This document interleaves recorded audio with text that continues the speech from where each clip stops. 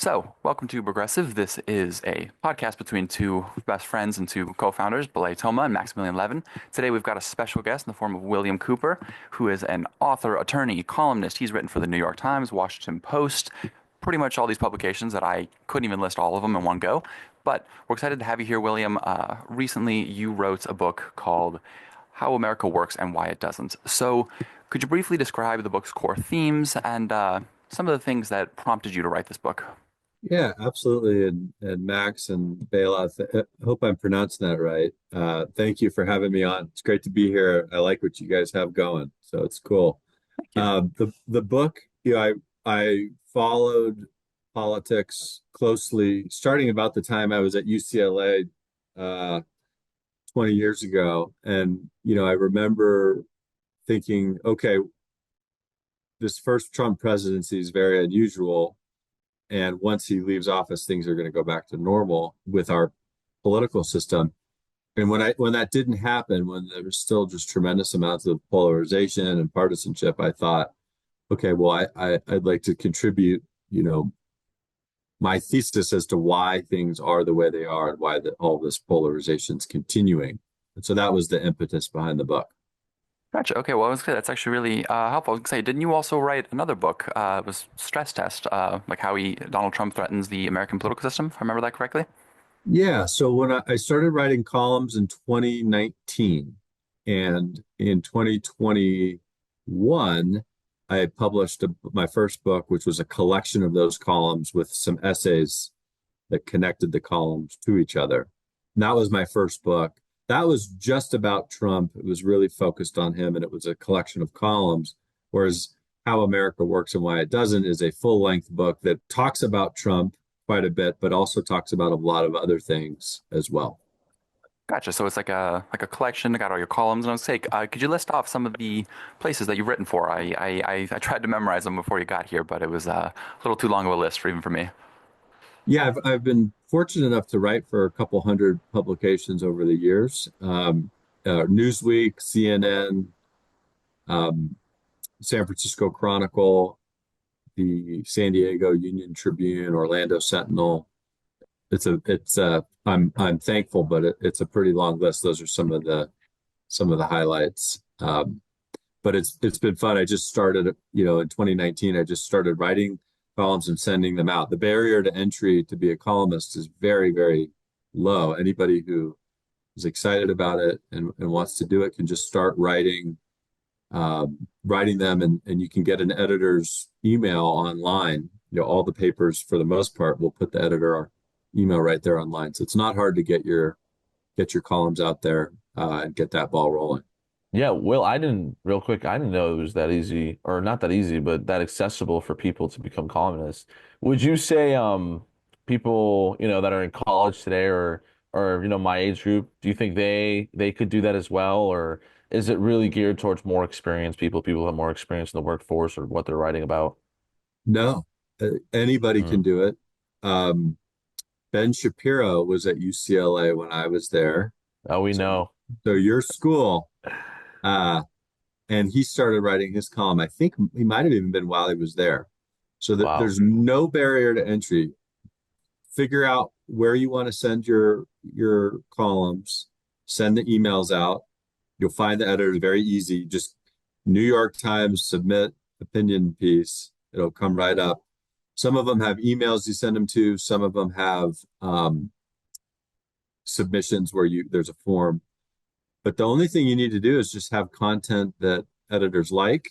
And my recommendation from a practical perspective is to submit very broadly, especially in the beginning. Once you build your relationships, it's easier to write columns and send them where you want.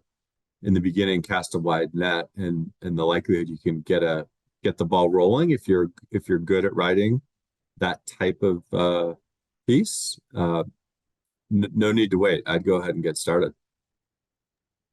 Wow, Well, that's actually really pretty insightful. I interesting. gotta say, it's good to see that these these big news companies actually like to contribute from little people. I mean, Yeah, I love going in the opinion times and I see like the same like seven names each time, and then every now and then there's one I'm like, I don't even like who the hell is this? But I gotta say those are always my favorites when it's somebody I don't know. But before we start diving into your Yeah. book, your columns, all your fun stuff, I kind of want to change gears and talk about something a little more fun. So. You mentioned you're a sports fan. You mentioned you were from the Bay. I want to talk to you about some of your favorite teams, your favorite sports. Belay is completely our sports guy, Yeah, so I'm Will, going to let's pass to him. debate. Let's debate on this. Kidding. What do we got? Let's do it. What do you watch besides NBA? So it's been a rough stretch. I worked for the Oakland A's Okay. from 1998 to 2004. Actually, while I was at UCLA, I worked for them. Very close to my heart. And of course, I was a fan my whole life too. So having them leave Oakland is quite painful. Nobody should Yeah. ever have their team actually leave them like that. It's some things should be off limits, but I guess the owner, John Fisher, wasn't satisfied being worth So multiple they're in billion. Sacramento now for like a year, and then they go to Vegas. They're heading to Sacramento this year for, I think, at least 2 years, maybe three. I'm not sure. Okay. And then to Vegas. That's So pretty base, ironic that they're going to Vegas. yeah, yeah, it is. And so baseball I've always loved, but I don't follow it as closely now. I'm probably the biggest football fan. I'm a big Okay, 49ers. me too. Me too. Okay, What's this your is team? good. Oh, I'm a little scared here because I'm a pretty big Chargers fan. Okay. Well, Harbaugh is a good coach. He is. I mean, this was supposed to be a rebuild year. So people don't understand that we don't have. I mean, who are our wide receivers? We traded, we traded or cut Keenan Allen and Mike Williams. You kind of just have Herbert out there. We have that rookie Lad McConkey. He's looking really good, but he was injured last game. So it was supposed to be a rebuild year. The fact that we're like 8-5 and positioned to make the playoffs right now is pretty impressive. It's a testament to his coaching abilities and kind of the He's people great. that he brought. And I will not bring up the Super Bowl where we walloped the Chargers. Okay, I'm not going to bring that up. I promise not to mention that. I won't what was say that? anything about that. 1994, 96? 94 season, 95.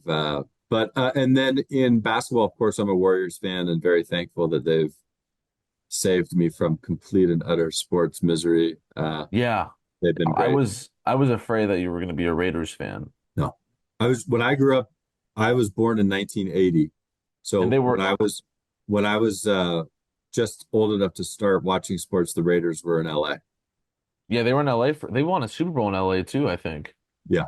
Yeah, that's why you see so many Raider fans in LA, but I mean I can understand the misery, not fully understand the miseries with the A's and the Chargers. I wouldn't say they're too, I'm from San Diego, so I'm leaving San Diego to LA was a little, a little shocking and sad, but again, they're like 2 hours up north.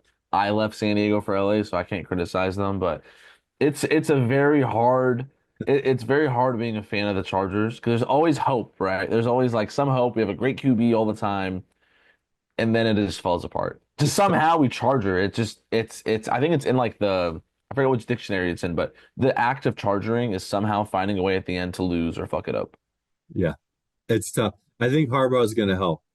I, I think so I too. think I think this time next year you guys will be quite good. If we can get another good receiver, I agree, but I think Yeah. I don't know. Herbert doesn't have many options right now, so I'm just Well, hoping. McConkey will be pretty good next year, I bet. Yeah, he will be. He was I think he's coming back this week. He didn't play last game against the Chiefs where I don't know if you saw that game. Just lost because I sent Max the video. I was just raging to Max and I was like, fuck this shit. They always win by like some lucky ass shit at the end. It was like it was a doink and then it went inside somehow. And my friends and I were just watching at my apartment here at UCLA. And we're all like, oh my God, wait, there's a chance. And then boom, they have to practice some type of like dark magic. There's some voodoo shit going on there in Arrowhead. There's something going on. There's no way they're winning games this close. Every single game they've won, I think it's been by like 7 points. And it's been some lucky shit at the end, like the Raiders fumbling that snap that happened like a couple weeks ago. The Broncos kicker missing their kick from like 30 yards. Yeah, they've been very lucky.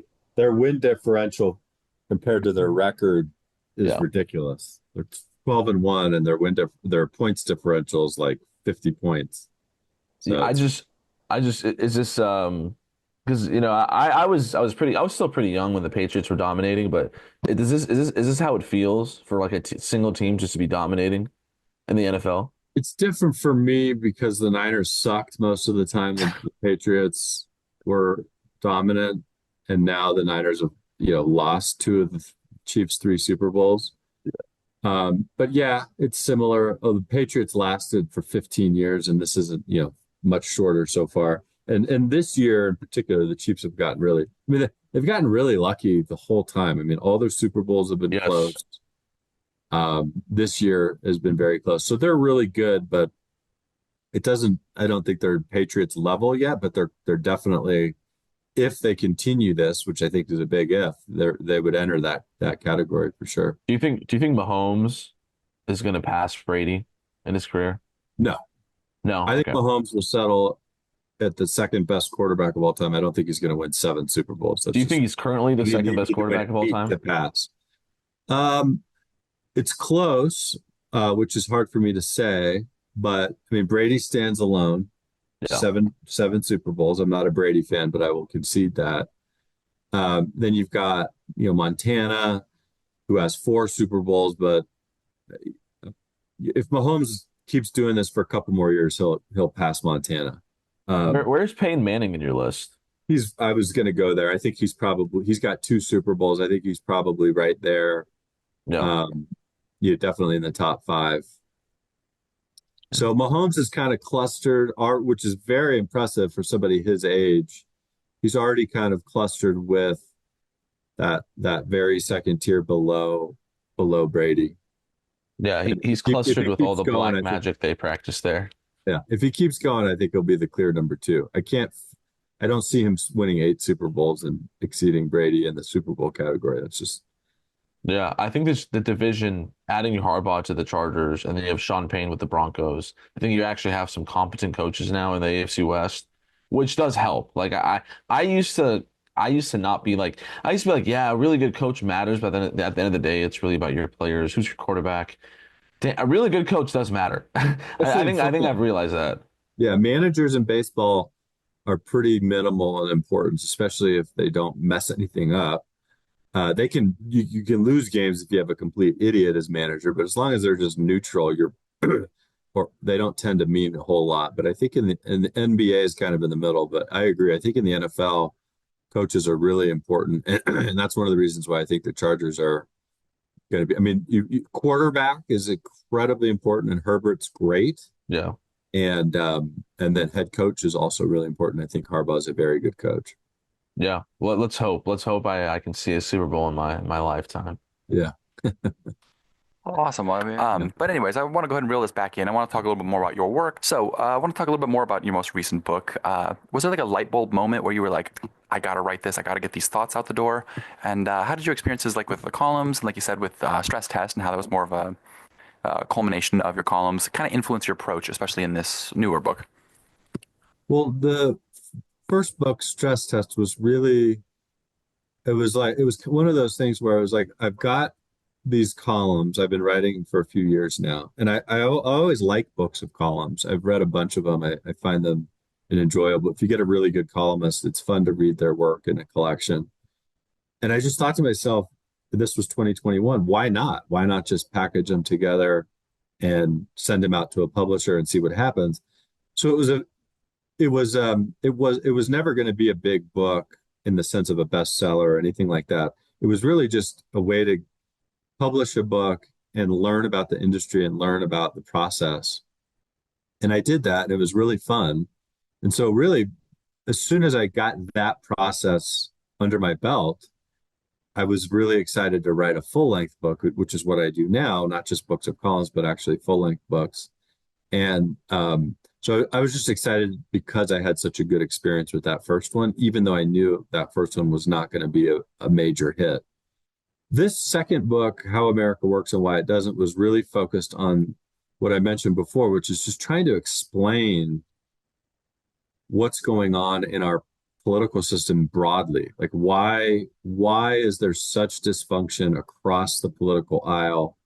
Why are so many people, tens of millions strong, so irrational and inaccurate with their views? What's the reason for that? I mean, there's so much of pointing out how stupid the other side is and yelling about Europe. I wanted to get really to the root cause of and try to explain, okay, here's why this is happening. And that was the motivator. Interesting. Okay. Well, I would say that's a very strong motivational thing. And I gotta say, I really like that you're looking into these like deeper structural issues. And so on that, I want to touch a little bit more about some of the things you identify in the book. You identified, like you said, pointing out the other side, tribalism or the role of social media and some of those other structural issues. Can you go ahead and explain a little bit more on how these forces are intertwined and how they kind of contribute to all this dysfunction? Yeah, it's a great question. You phrased it really well. Intertwined and contribute to the dysfunction. I mean, that's very much my thesis. I think there's three big factors that are all working together and contributing to all of this polarization and irrationality, and that's why we find ourselves where I do. The first factor is age-old cognitive bias. We all have it. I remember when I was at UCLA, I took a psychology course. I can't remember his name, but I think he's still there. Actually, you may have you. I don't know if you've taken it's cognitive psychology, but it was really fascinating and it kind of introduced me to these subjects. And the human mind has lots of biases, lots of heuristics. That's always been true, and it's just a matter of degree depending on the person. So the first factor is just that human beings' brains work a certain way, and they have malfunctions in the form of biases, and that's a big factor in politics. The second factor is social media and the internet. So up until 20 something years ago, it wasn't like it is today. Now, millions and millions of people can gravitate to exactly what they want in terms of what their consumption is. You can go find a social media platform or a subgroup or a website that's just going to feed you what you already like and want to hear. And so that combines with our age old bias to make the partisanship even more pronounced. And then the third and final factor that combines with those first two factors is the structure of the political system itself. We've got two juggernaut political parties, the Democrats and Republicans.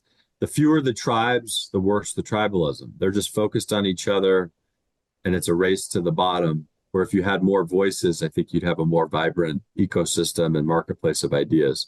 So those three factors combined are a flywheel spinning faster and faster in the wrong direction. And that's why I think we're seeing the things we are. And that's why we've got Donald Trump as our president. It's why we've got so many people so wound up and off track with their politics. Interesting. Okay, I want to say that's a really good take, but I want to go ahead and push back on one of those things, just see your thoughts It on it. is. Yeah. So you mentioned like more voices, more tribes, more whatever, right? The idea of perhaps like a multi-party system. So Yeah. then I guess what I would ask for you, what are your thoughts on the failure of third parties here, not only to create lasting movements, but also to actually fail to really create the sort of, like you said, juggernaut status that, say, Democrats or Republicans have. We've had third parties here before, and they've made fairly successful runs, but a lot of the times they fall apart due to cults of personality, following one leader, or, being centered around a single issue, or, running at the top of the ticket and then not doing anything down ballot. So I guess what would your thoughts be on that? How does that factor into this?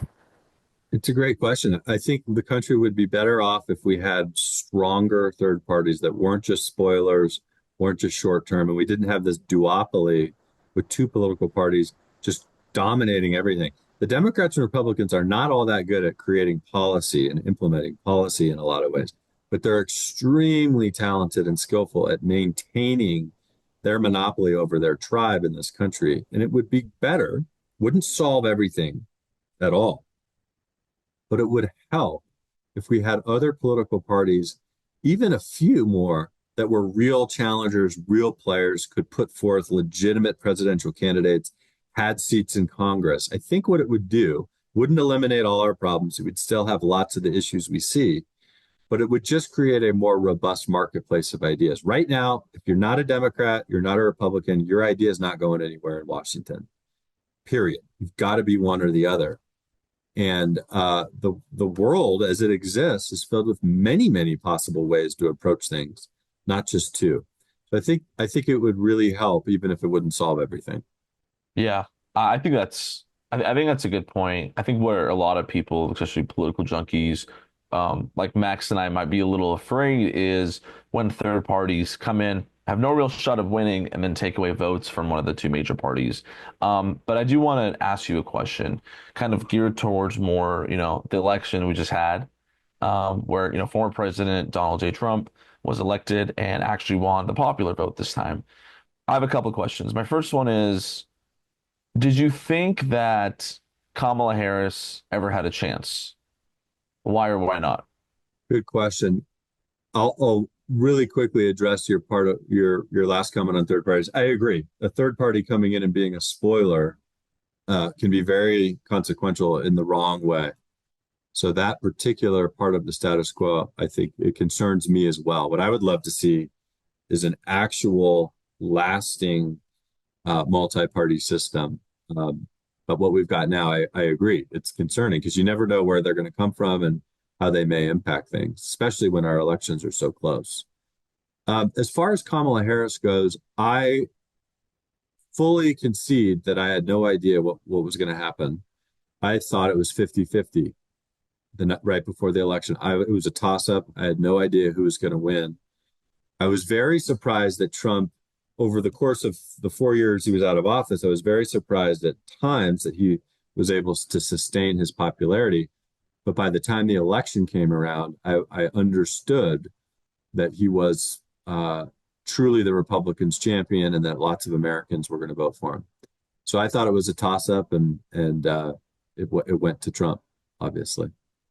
Yeah, I think I also had it kind of in the toss-up category, but well, can't really do much. Another question I have is, you went to UCLA, I go to UCLA, Max goes to UCSB. These are, pretty liberal institutions.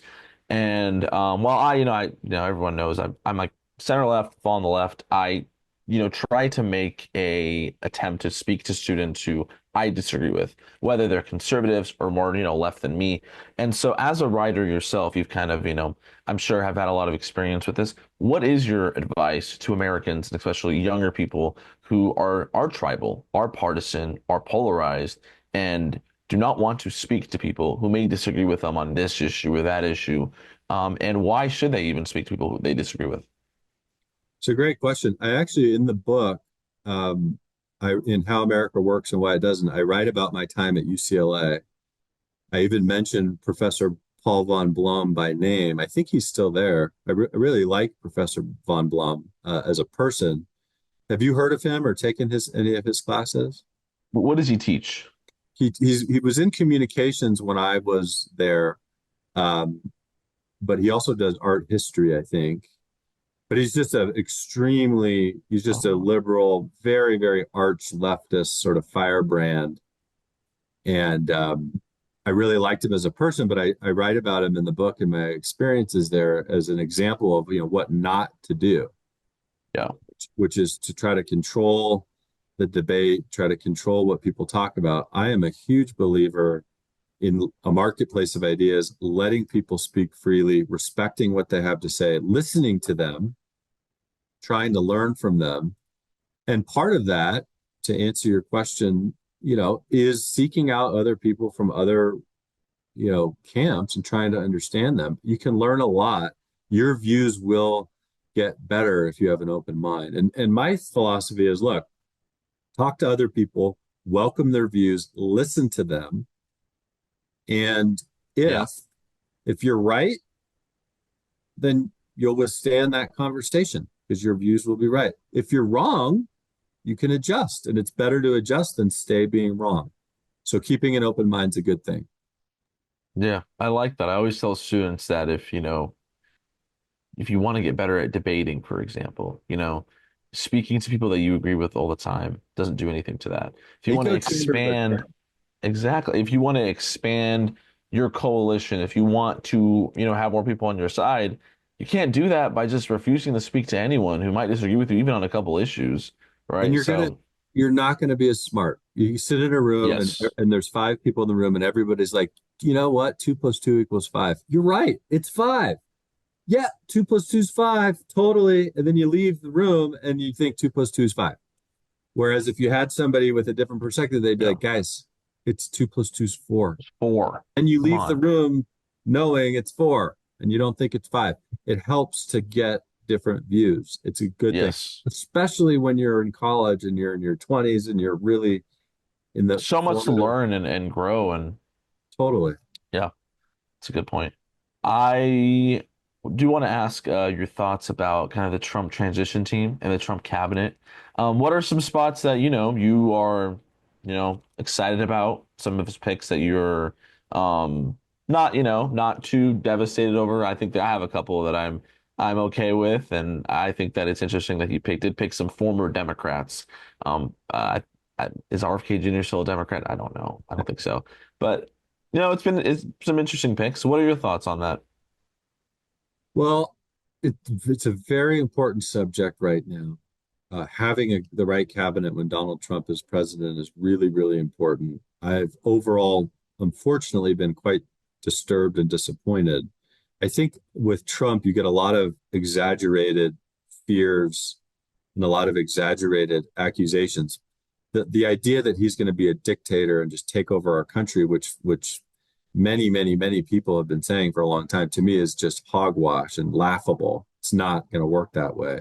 He has threats, but not the threat of actually taking over all of our governmental institutions and being a dictator.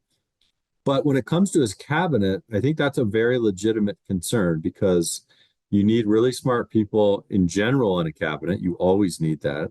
And with Trump, you need people that will help restrain him because he's going to want to do things that are irrational, are not thought through, and having people that are intelligent, sober, understand the system pushing back is really important. So I was horrified by Matt Gaetz and very thankful he was shut down. But I don't feel like numerous members of his proposed cabinet, Hegseth, Pam Bondi, RFK Jr. for his role, I don't think they're fit for the job, and I hope that the Senate stands up and kicks them back. Tulsi Gabbard to run our intelligence. I mean, you need somebody who's really smart, extremely empirically oriented, not an ideological sort of warrior, but just somebody who's going to follow the facts. I mean, that's what intelligence is, following the facts. So my fingers are firmly crossed that they all get rejected, and that we don't have people like that in those positions. Oh, gotcha. I was gonna say that's a really good take, and I want to expand on that a little more. So, in that case, what would be your best case scenario for Trump 2.0? We are now living in the second term of Donald Trump where he is unrestrained by term limits or is restrained by term limits. So there's Yes. not nearly as much threat of what happens after. His cases will be dismissed, the criminal charges gone. He'll be able to pardon himself if he so sees fit. Well, absolutely will. But anyways, what would be your best case scenario for Trump 2.0? And then on the converse, the easy one, what is your worst case scenario? I think the main threat to me with Trump is actually in foreign policy. I think that our domestic institutions are quite strong still. They're very dysfunctional in many ways, but I think they're still strong. Okay. I think the fact that the Republicans have a very small majority in the House of Representatives is going to help.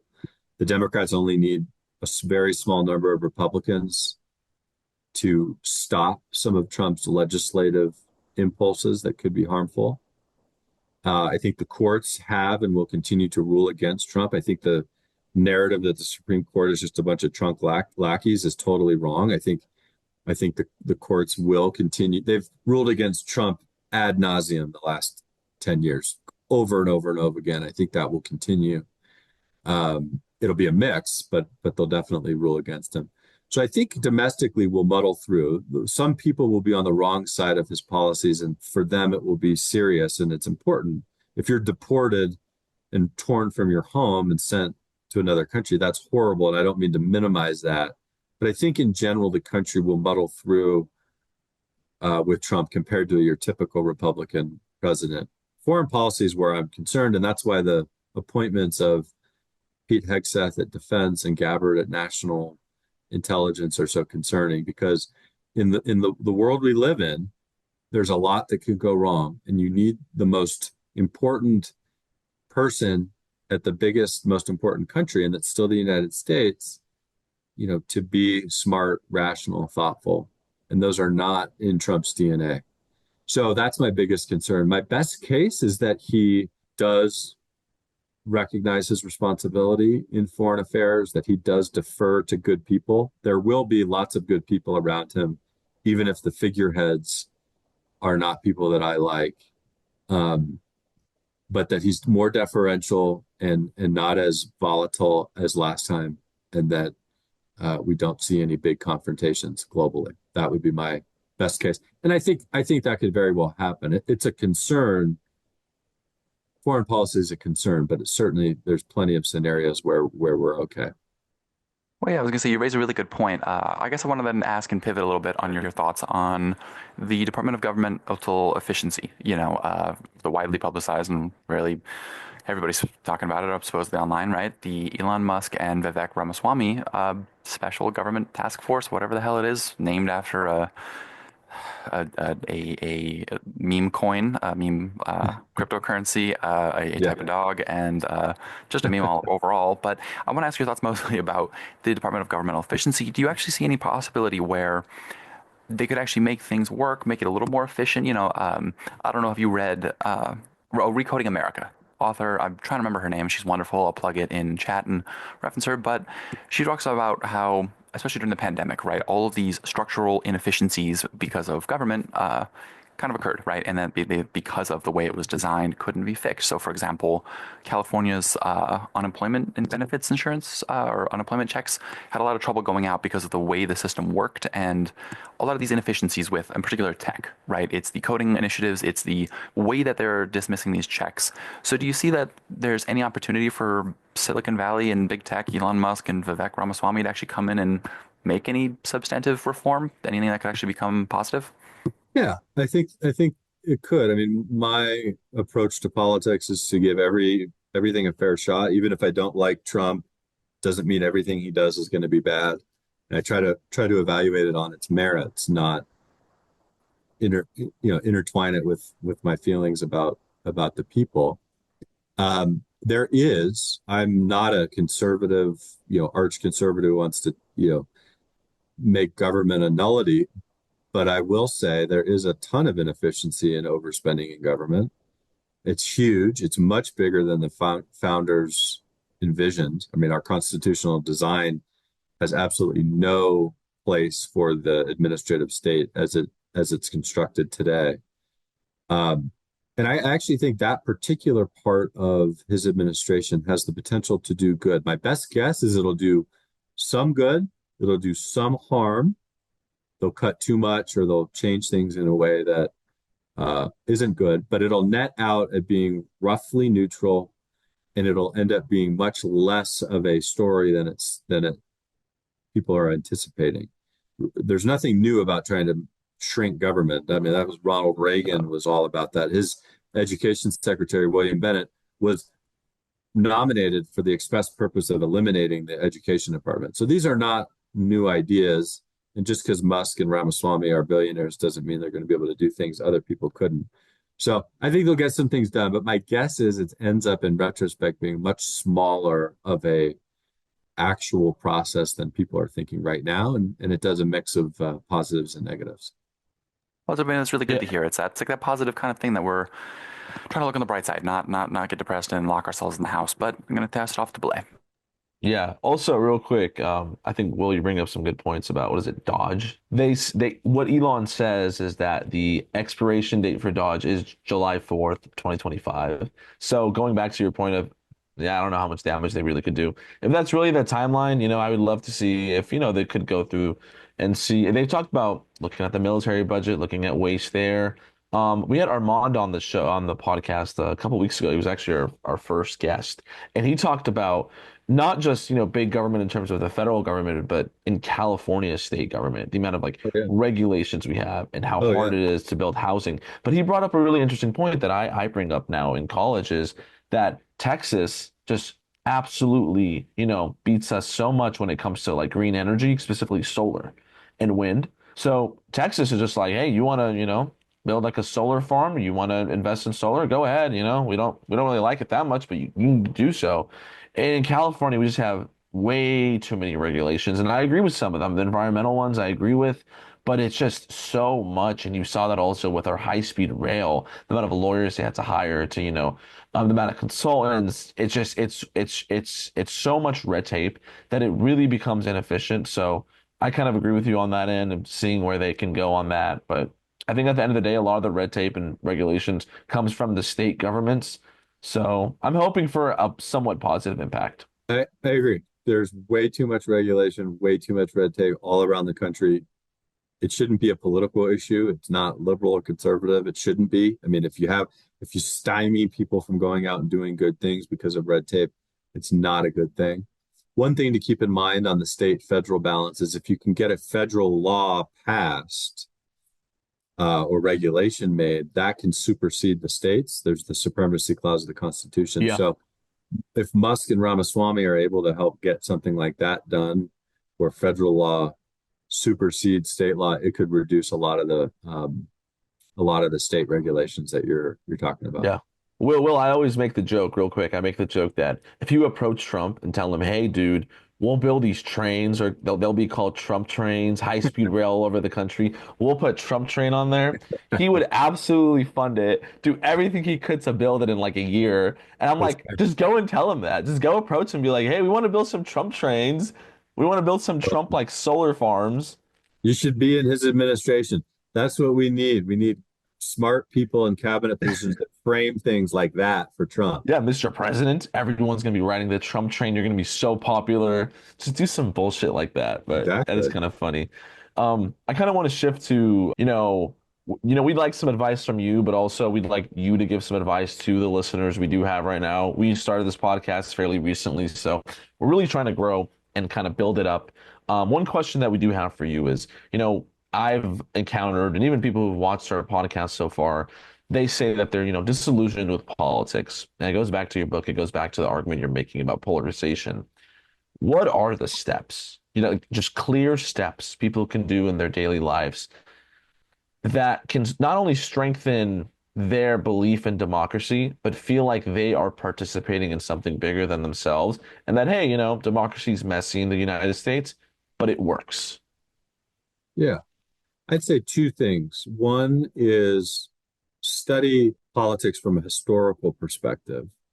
If you look at the long view, things are not as bad as they seem when they're right up pressed against your nose. And it's much better to be an average American today than it was 100 years ago. I mean, 100 years ago, the richest people in the world, standard of living and expected life expectancy and all of that was dramatically lower than just the average American. And so we have made a lot of progress, notwithstanding this dysfunction. So putting things into that perspective can help us feel better about what we're seeing today. So that's the first thing. The second thing is just figure out a way to get involved. You don't need to go be a senator to be involved in democracy. You don't need to run for president. Just find something to get going. For me, it was writing the columns. I was an attorney and I was been practicing law for 6 years, and it was all very sort of myopic and insulated. I didn't feel like I was participating at all. So I just found something that was fun, that I enjoyed, that was a way to get involved in the public square, get involved in our democratic process. And it was a lot of fun. And that first step of just getting involved, whether it's with your fraternity or your local, political club or friends or family, Going to city council meetings. starting a podcast like where you talk about it, what you guys are already doing. This is what democracy is all about, is talking about these issues and informing people. So just doing something, even if it feels small. That's my second piece of advice. So study history a little bit. Just get a really good history book, something by, read Hamilton by Ron Chernow or something. Yeah, there you go. Exactly. Read some history and figure out a way to get involved one step at a time. And I think if you do those two things together, it can really help. Yeah, I mean, I like that advice a lot. I always tell people you don't have to be a politician to be involved in politics. I mean, but and also, a lot of people are interested in specific issues and go research that issue. Go find out why is there a problem in, whatever Yeah. field. How can we fix it? Go to your city council meeting and bring up those solutions.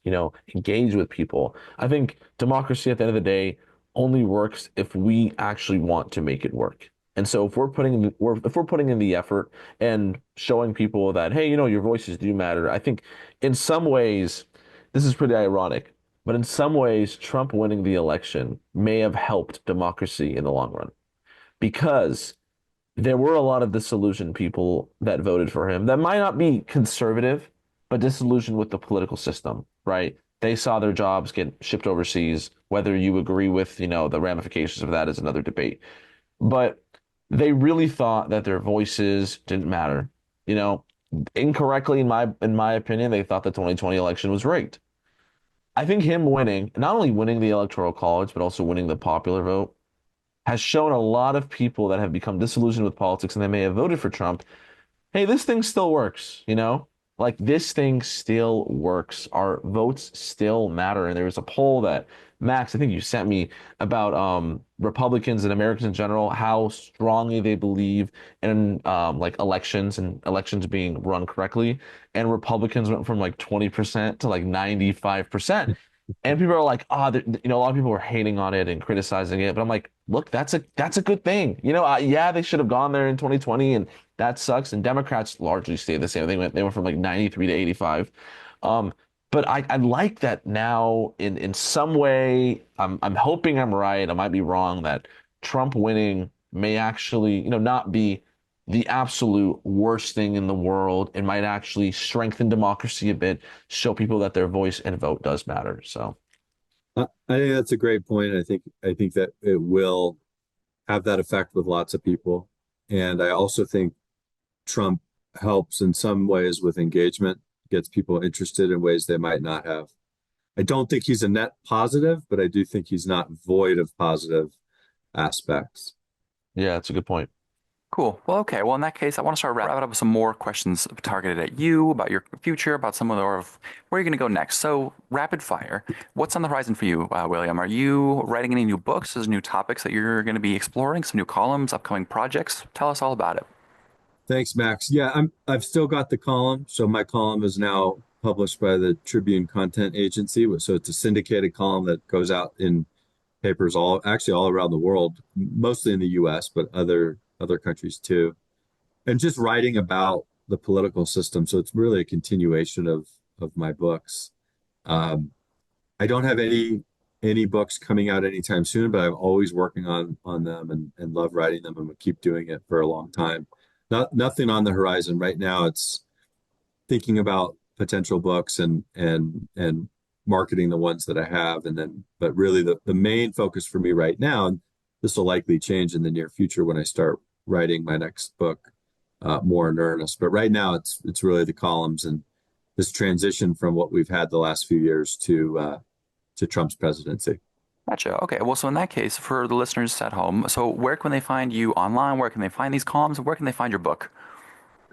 So the book, it's easy. It's of course on Amazon. It's at lots of bookstores. If wherever you get your books, you should be able to find it. If you Google it, easy to come up. Just type in how America works and why it doesn't, and you should be able to find it quite easily. This day and age, people get their books from lots of different places. Amazon's the biggest, but there's also, Barnes and Noble, local bookstores, independent. So it's easy to find. I have a website, will-cooper.com,